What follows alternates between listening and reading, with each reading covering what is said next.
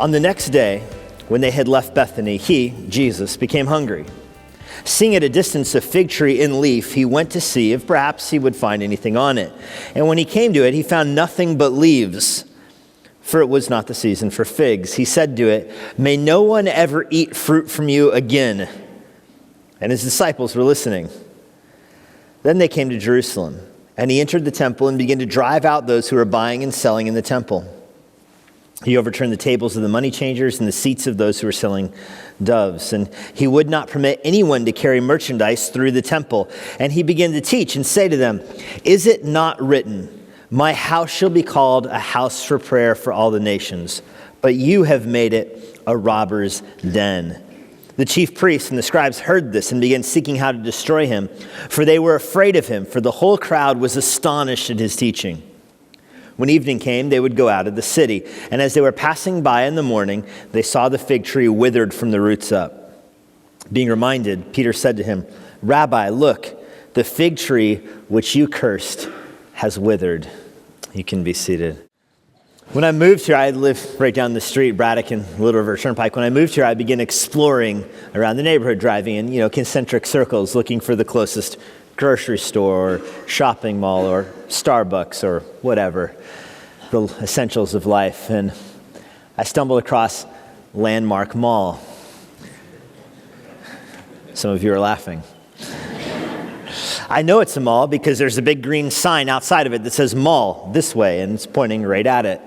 It looks like a mall. It's got a parking lot for a mall. It's got a Sears at it. It's got a Macy's with most of the letters on the sign outside.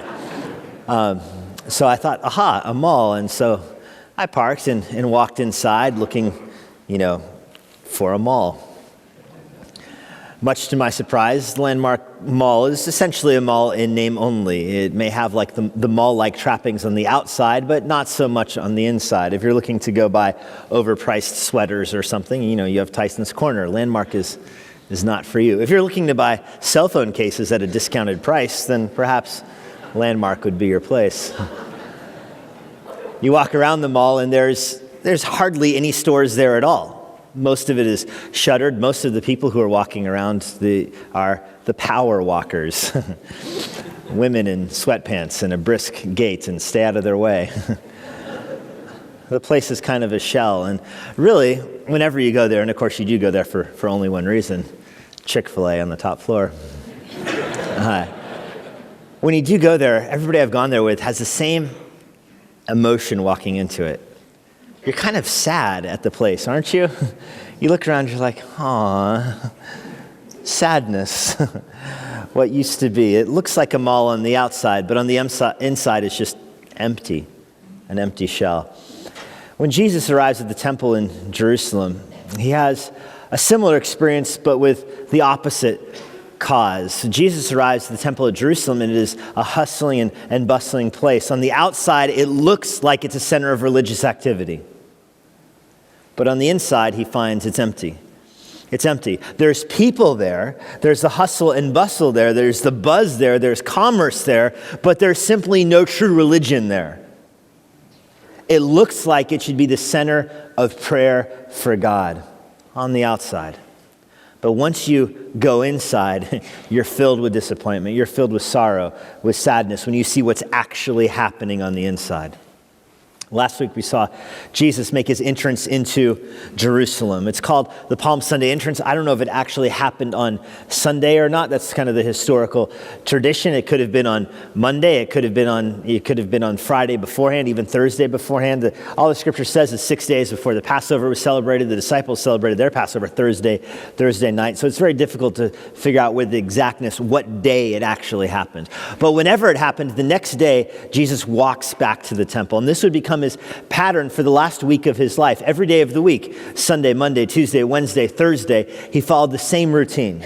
He would walk into Jerusalem in the morning. He was staying at Bethany. He would walk from Bethany to Jerusalem. It's a 2-mile walk.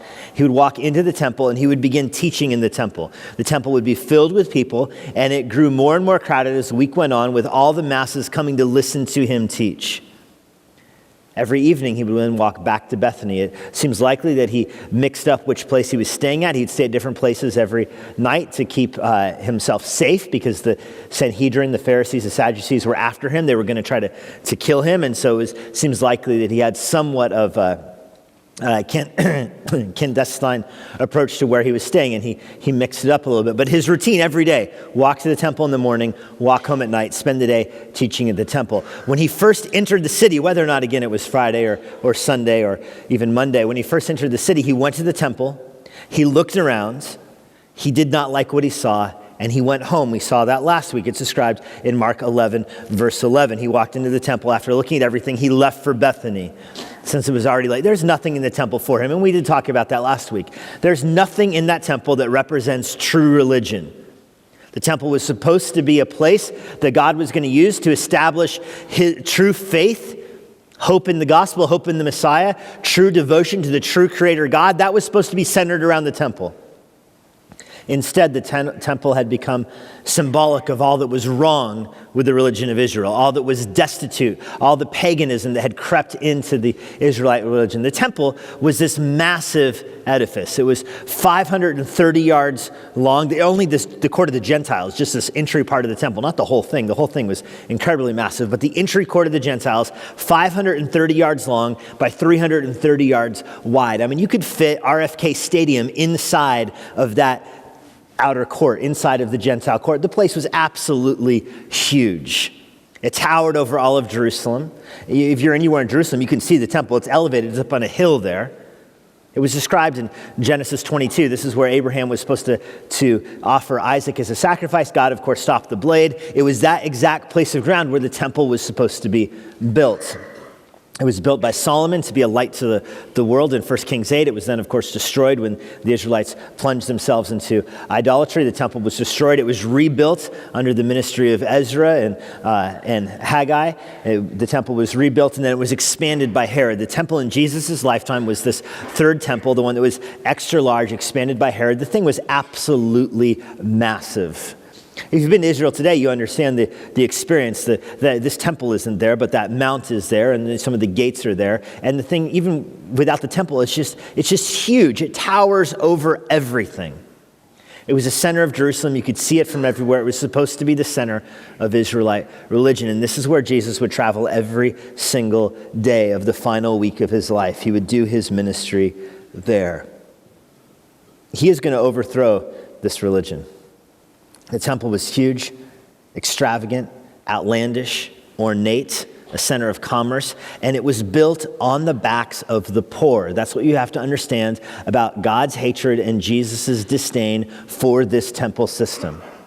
It was not the point of entrance to religion with God as it was designed. Instead, it had become this monstrosity of a place that was a testimony to the Judaistic religion's ability to steal money from widows, to take money from the poor, from those in need. It was a pyramid scheme. You could call it a temple scheme. Everybody in the religion had to give money to it, and the money always exchanged hands until it went to the top. And those at the top were becoming filthy rich, based off of this system. It was those of the poor, the hoi polloi, the normal people of Israel. They were the ones who were left shortchanged. They were the ones who were left broke, barren, and empty. You're going to see later on in Mark this widow who puts her last penny into the offering. They would take the money from this poor widow and take her last dime on earth and send her home to die, because that was the kind of religion this had become.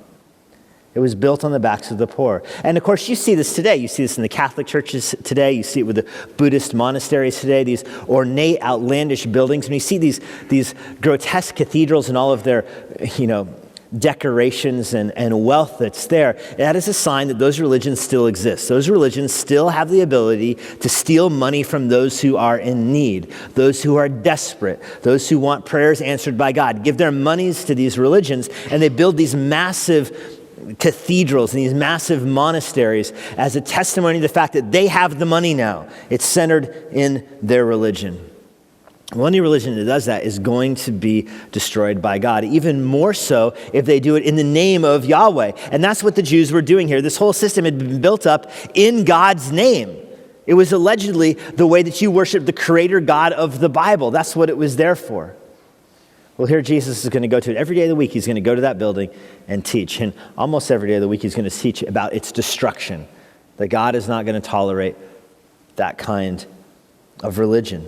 Well, we're going to see his first encounter there today. I've given us just a little outline to follow through. The first stop is the figs. Jesus walks in here and finds the figs. On his way, his 2-mile walk from Bethany to Jerusalem begins in verse 12. On the next day, they had left Bethany. He became hungry. They likely left early in the morning. He's spending the full day teaching the temple. He likely didn't eat breakfast, it seems, and he became hungry.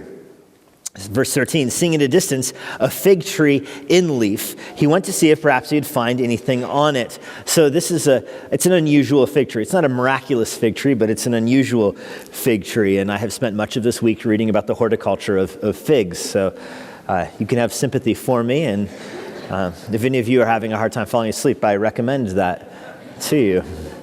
Fig trees grow all over Israel, but especially all over Jerusalem. They're very, very common. But for them to grow big and massive, it generally would require some kind of cultivation. And so most of these kind of fig trees would be on somebody's property. This one's an exception. It's along the side of the road. It's on nobody's property. And it's huge. Jesus sees it from a long ways off. It's not a miraculous fig tree. There's no miracle this fig tree is here. But it is an unusual fig tree. And, you know, I spent some of my time growing up in Steamboat, Colorado, and I remember this one particular tree that was absolutely huge at a fork in the road, and it was this massive tree on nobody's property, and you noticed it from everywhere. You thought, how is this huge, enormous tree? How's it been here so long? The road goes around it. That's quite unusual. This is this kind of tree. It's not miraculous, but it'd be very unusual for this giant fig tree to be right on the side of the road like that.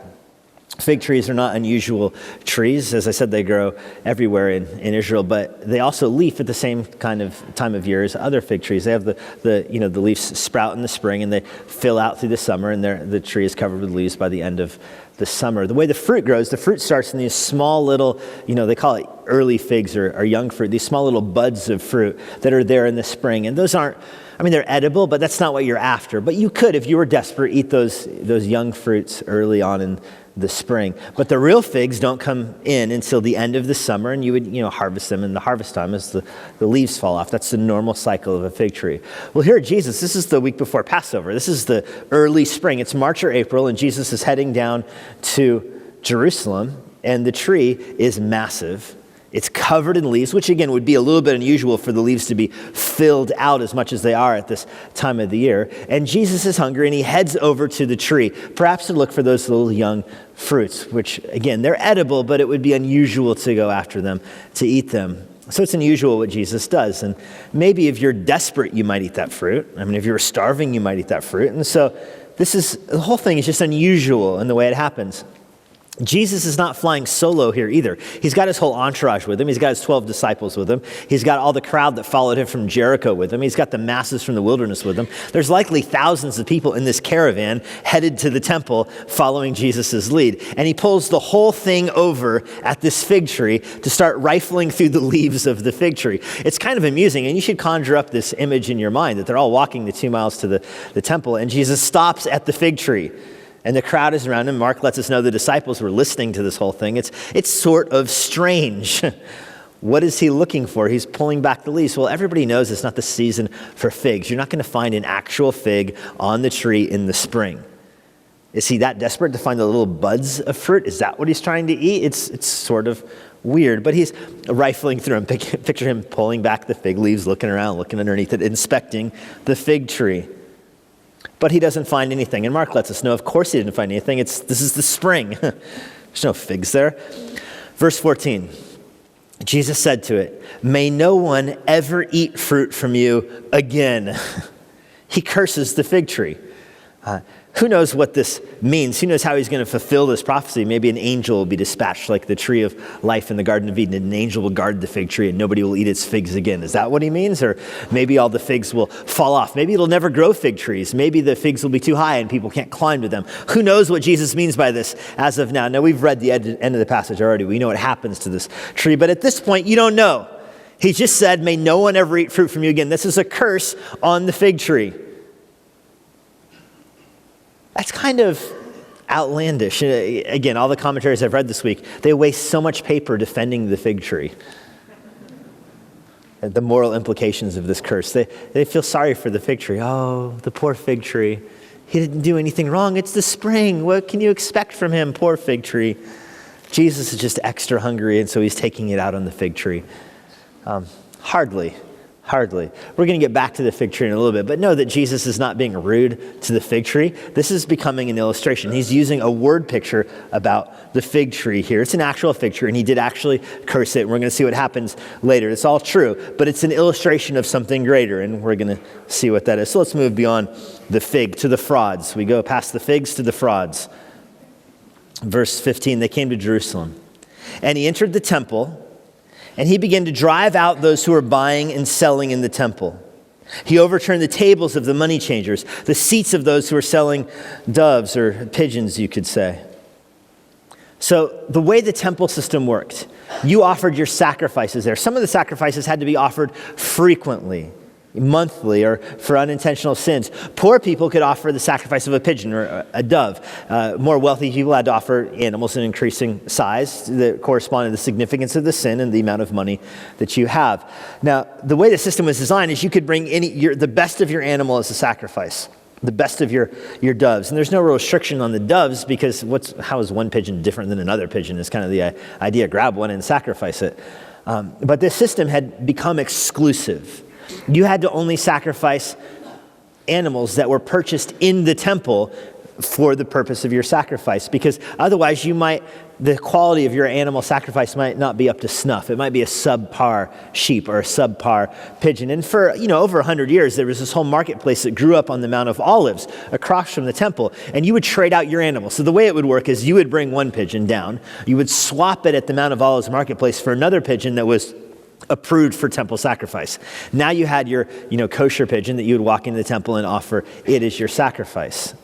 And I don't know what the guy who got your old pigeon would do with it. I mean, maybe wash it up and then put the temple approved stamp on its wing. And you show up next week, hey, that looks awfully like the pigeon that I traded you last week. What's going on here? But that's the way the system worked. Over time, though, they consolidated all these different merchants that were competing on the Mount of Olives, consolidated and entered into the Gentile court, this massive court, as I said, 530 by 330 yards. It's this outer court of the temple. It's huge. And they started doing the animal exchanges in there. And this was it was kind of mafia-esque. You had to have the privilege to sell the animals in there. And for a while, it was competing with a group on the Mount of Olives. So you might get suckered twice. You might lose your pigeon on the Mount of Olives for a different pigeon, come into the temple, and they would say, no, that's not approved by the Sanhedrin. That's not approved by the religious leaders. You need one of our official pigeons, temple approved. Look, it's got the stamp on the wing, and swap that out there.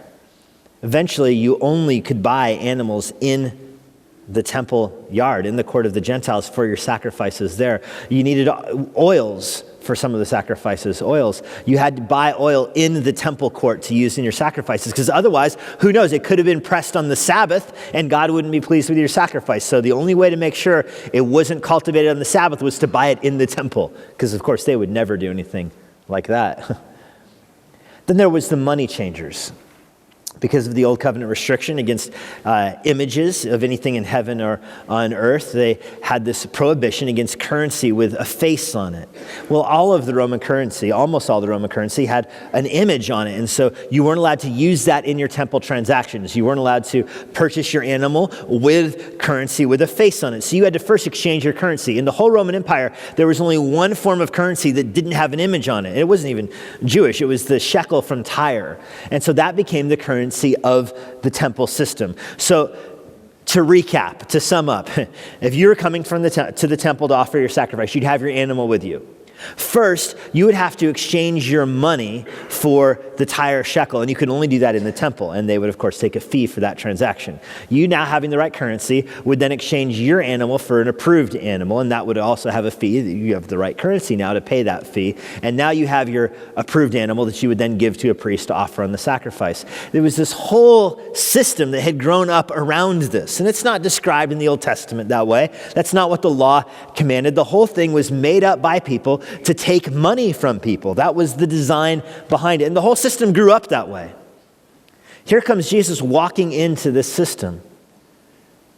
And he's depressed by it. He's distressed by it. He's seen it before. In Mark, it's his first time in the temple, but we know from the other events of Jesus' life, this is actually his fourth time there.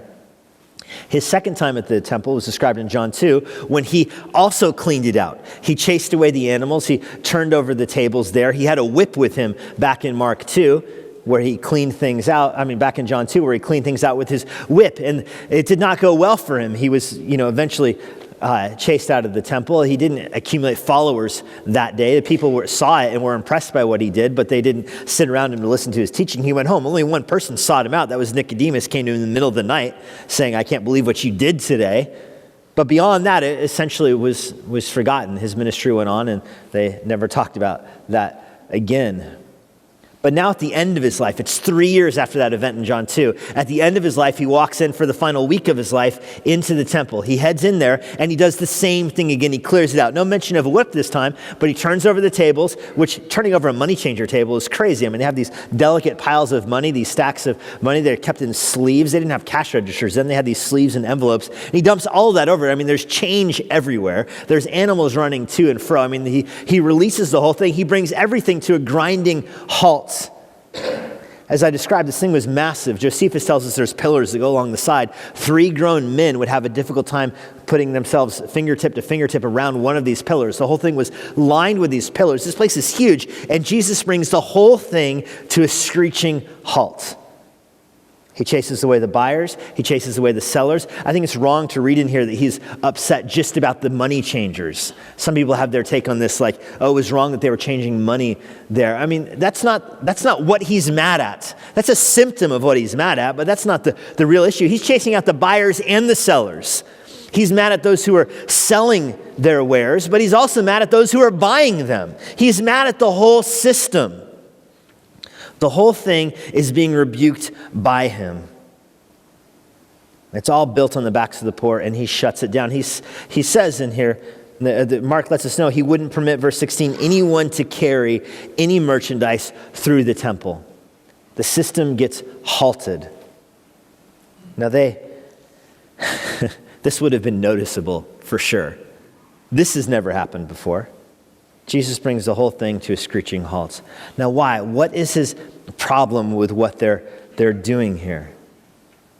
Well, Jesus here, he's coming not as the Messiah to overthrow the Roman Empire. Remember, that's what the Jews thought. He's coming now as the Messiah to attack the temple system, and that's what he's doing. Let me tell you why, at least to the third point of our outline. Not the figs, not the frauds, but the foreigners here. It gets to the point of what the court of the Gentiles was supposed to be. Verse 17, he began to teach and say to them, "Is it not written, my house shall be called a house of prayer for all the nations? But you have made it a robber's den." Now, a robber's den is not where you go to get robbed, right? You don't go anywhere to get robbed. If there was a sign over something that said robber's den, you wouldn't go there unless you were a robber, and then suddenly you would live there. That's the idea behind this. It's not that the stealing is happening in the temple. The problem is that the people who are doing the stealing revolve around the temple. This is where they hide out. This is where they camp together. It's a den of thieves. They're all in this together is the idea. The whole system is corrupt. And what is so obnoxious about it is because it's become the opposite of how the temple was designed. The temple was designed to be a light to the world. This goes all the way back to Deuteronomy chapter 4, when Moses, before he restates the law in Deuteronomy, says you're going to go into the land of Israel. Keep the law. Keep what God says. If you do what this book says, you will be a light to the world, and the Gentiles will hear of Yahweh. They'll hear how you're living, and they will come to Jerusalem to learn more about Yahweh. And they'll come and they'll ask, what nation is it that has a God so near to it as Yahweh is to his people? What nation is it that has a God who is so wise as Yahweh is with his people? Because they'll hear about how Israel lives, and they'll come to the temple to find out if it's really all true. That's the idea. And as Deuteronomy goes on, you see this day is going to take place at the center of their worship. Solomon says this in 1 Kings 8 when he builds the temple. He says this will be a place where Gentiles will turn and pray to Yahweh. They'll turn and they'll face the temple. People will come from around the world when they hear about how godly the Israelites are to see about their God. That's how it was designed. Now, did it ever happen that way is the question. One time, I can only think of one time. If you can think of another time beyond my example, let me know between services. I'll fix it third hour. The only time I can think of is the Queen of Sheba. Do you remember? She came to Israel. because she heard about how they were living. And she saw that it was all true. Remember what she said to Solomon? Happy are your people. What nation has a God that is this wise, so near to it as Yahweh is to you? 1 Kings 10. And it says her breath was taken away. She was astonished about this. But the very next verse is about how Solomon married 1,000 women. And they turned his heart to idols, and the whole system became corrupt again. That one little window right there, it was closed because of their idolatry. And it was never opened again. You don't see that again, as far as I can think of, the rest of the Old Testament. And instead, just judgment comes, and then the temple is torn down, and then the system is built back up again, and now they're in it. And this is what's there. It was supposed to be the way you drew the people of the world to God, and it became a fence to keep them away from God. The outer court, the court of the Gentiles, that's where the Gentiles could go and worship God. That's where the eunuchs could go. That's where the poor, the people who were defiled could go. That's where the Gentiles could go. They could go to this court and they could worship God and pray to Yahweh. And instead, it was shut down and become a marketplace for the Jews. The marketplace only existed because nobody else had what it took to approach God. Beyond the court of the Gentiles, there was the court for women, there was the court for circumcised males, and the court for the priests, and then the Holy of Holies. That's the way it was set up. It was supposed to be a picture of how approachable God was. That there was a court for everybody. It didn't matter if you were a eunuch. It didn't matter if you were a Gentile. All it took was you to have faith in God, and you could draw near to God at his temple. That was the whole point. Instead of making it inclusive, they made it exclusive, and they built up the whole thing to keep the nations away. Listen, it wasn't Gentiles that were traveling to Israel to find out about their God. It was Jews that were in the dispersion scattered over the Roman Empire, which is a sign of God's judgment. They were the ones that would come back once a year to the temple. The whole thing was designed to keep those who weren't Jewish away from their God. It was the opposite of what it was built for. And this is tragic. It was tragic. It was supposed to be a light to the world, and it became exclusive. There's one passage that describes this very clearly. It's Isaiah 56, and it's an important passage. I would like you to turn there in your Bible, Isaiah 56.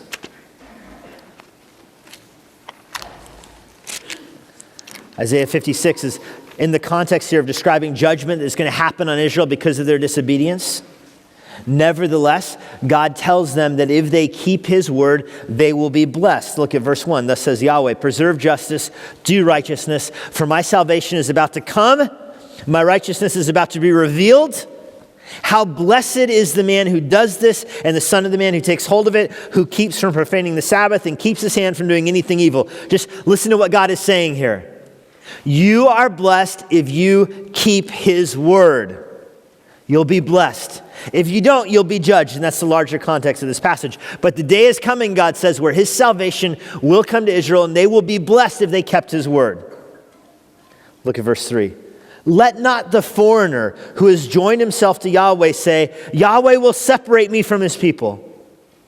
Nor let the eunuch say, behold, I am a dry tree. In other words, when the salvation comes, there's going to be no separation from Gentiles. There's going to be no separation from the eunuchs. It's all going to be brought together into the worship of God at once. The temple was supposed to be a place for them to draw near to God. And if they don't, the end of verse 3 says they'll become like a dry tree. Verse 4, thus says Yahweh, to the eunuchs who keep my Sabbaths and choose what pleases me, hold fast my covenant. To them I will give in my house and within my walls a memorial, and a name better than that of sons and daughters. I'll give them an everlasting name which will not be cut off. Verse 6, as to the foreigners who join themselves to Yahweh to minister to him and to love the name of Yahweh, to be his servants, to everyone who keeps from profaning my Sabbath and holds my covenant, even those I will bring to my holy mountain, I will make them joyful, listen, in my house of prayer. The last part of verse 7, my house will be called a house of prayer for all the peoples. That's what the temple was designed to be. And the Jews had made it the opposite of this. It wasn't a house of prayer for all peoples. It was a place of exclusivity. You had to swap out your money, swap out your animals. The court of the Gentiles, where they were supposed to draw near, has been overrun with money changers. The entire thing is tragic, and it's rebuked by Jesus. In fact, if you flip back to Mark 11, he quotes that passage in Isaiah 56. Verse 17, isn't it written, my house shall be called a house of prayer for all the nations?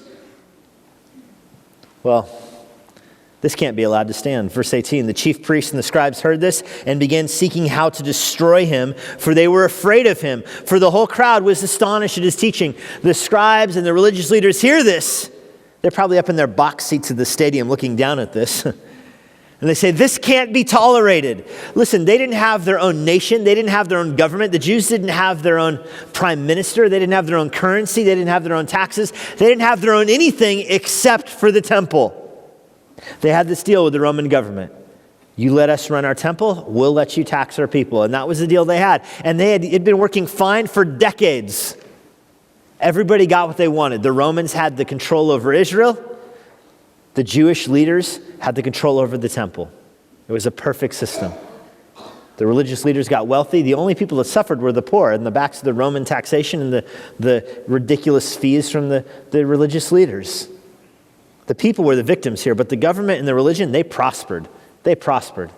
In fact, the back wall of the temple was built up against the king's palace, where Pilate could rule. He had his own military force that was there. They had a passageway into the court of the Gentiles. If there was ever an uprising, the military could go right out of their barracks and flood into the court of the Gentiles and put it down.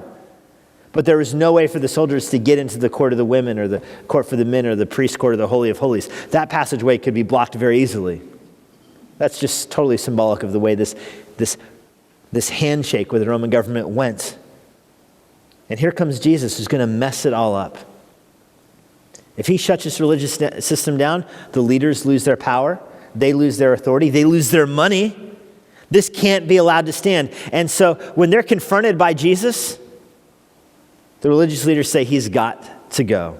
He's got to die. They purpose in verse 18 to destroy him because they were afraid of him. They saw that the whole crowd was astonished at his teaching. They saw that the people listened to Jesus. He taught with an authority that they didn't have. He taught with a clarity that they didn't have. He preached from the Old Testament, which they, of course, couldn't do because it pointed to him. He won the hearts of the people because he had the scriptures on his side. And rather than repent, they said, he's got to die. We've got to kill him.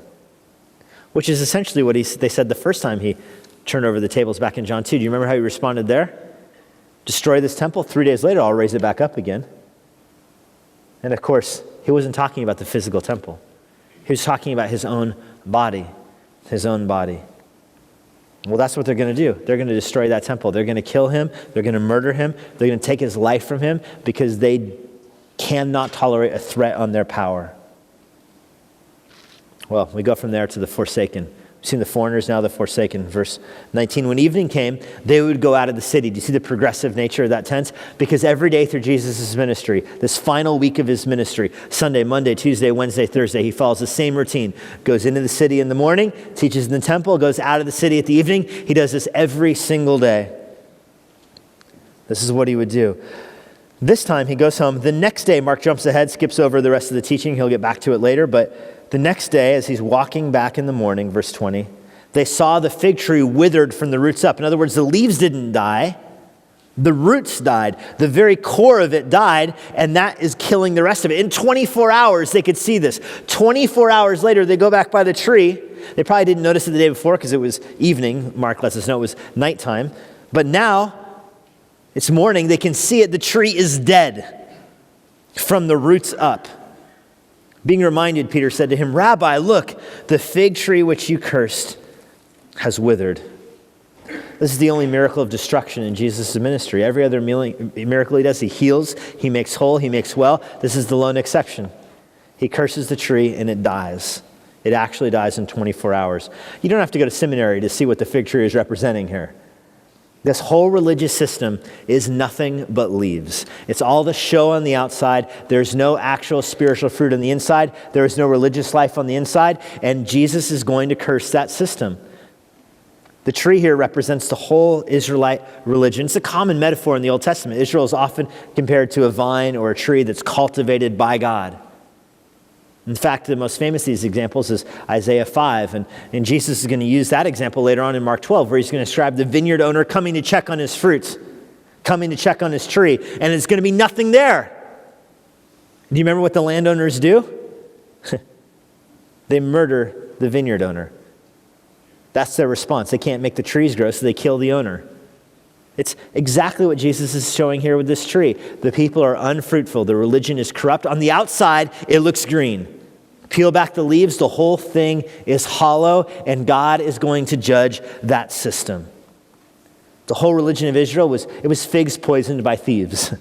The thieves stealing the money from the poor had become the face of that religion, and it would be judged by God. I want you to see, though, that in the death of Jesus and the start of the church, how this outline goes in reverse. How in this outline here, the Jews are cut off, judged by God. The temple is destroyed. Jesus is going to say in Mark 13, not one stone will be left on top of the other. The whole thing is going down. But in Romans 11, it describes how this new church, people who put their faith in the Messiah, they're grafted in. Do you see the tree analogy again? They're not forsaken, they're grafted in. They're not separated from God, they're grafted in, which goes back to the foreigners. In the church, God isn't building one nation. He's not advancing his good news through a nation. He's doing it through the church, which transcends nations. Through a church that is international in every country, every tribe, every language, every tongue. God's not advancing his agenda through a nation. He's doing it through the church, bringing in foreigners. It becomes the opposite of what the Jews were doing. It's not built up with frauds. It's built up with shepherds, with those who care for the sheep, with accountability in each other's lives, promoting godliness, pushing one another to Christ-likeness. That becomes the makeup of the church. And it produces spiritual fruit. It's a spiritual organization. God's Spirit dwells in our hearts. And because the Spirit dwells in us, we can form our lives to the image of Christ. We see the spiritual fruit develop in our life. But don't miss the irony here. For the church to start, the Jewish temple has to be torn down. For the Jewish temple to be torn down, they have to kill Jesus first. And they do. And they do. And his prophecy is exactly correct. Do you see the short-sightedness of the Sanhedrin? They couldn't tolerate Jesus' teaching, so they killed him. But the very act of killing him is what leads to the God judgment on their temple. Their temple is destroyed. They're exiled. The church begins. They thought they could save their own false religion by killing the Messiah. But instead, by killing the Messiah, he rises 3 days later and launches off the true religion of God in Jesus Christ.